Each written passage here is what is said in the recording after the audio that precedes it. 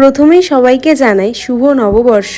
নববর্ষে সারাদিন কিভাবে কাটালাম সেটাই আজকে তোমাদের সাথে শেয়ার করব। সকালের ব্রেকফাস্টটা করলাম মায়ের হাতের গরম গরম লুচি দিয়ে, আর মা এখানে তখন দেখছিলাম বিরিয়ানি বানাচ্ছিল, আর আমার কটা পার্সেল এসেছিল সেটাকে আনবক্সিং করলাম। আর আজকে রাধা গোবিন্দকে মা খুব সুন্দর করে সাজিয়েছিল। দেন আমি স্নান করে এসে ঠাকুর প্রণাম করলাম। মা আজকে লাঞ্চে করেছিল বিরিয়ানি, মাটন কষা অ্যান্ড রায়তা।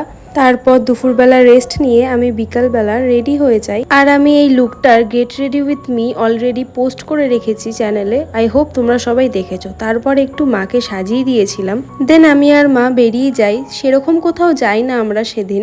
প্রথমেই চলে গেছিলাম রণদার ফুচকা খেতে, যেটা আমার অল টাইম ফেভারিট। মানে সত্যি বলছি, তোমরা যদি পূর্বস্থলী আসো এটা একবার ট্রাই করবে। দেন আমি আর মা একটু লস্যি খাই, আর মা এখান থেকে কি সব থামস আপ আর লস্যি কিনছিল। তারপর মা চলে যায় হালখাতা করতে। আমি আর মায়ের সাথে যাই না, আমি দাদার দোকানে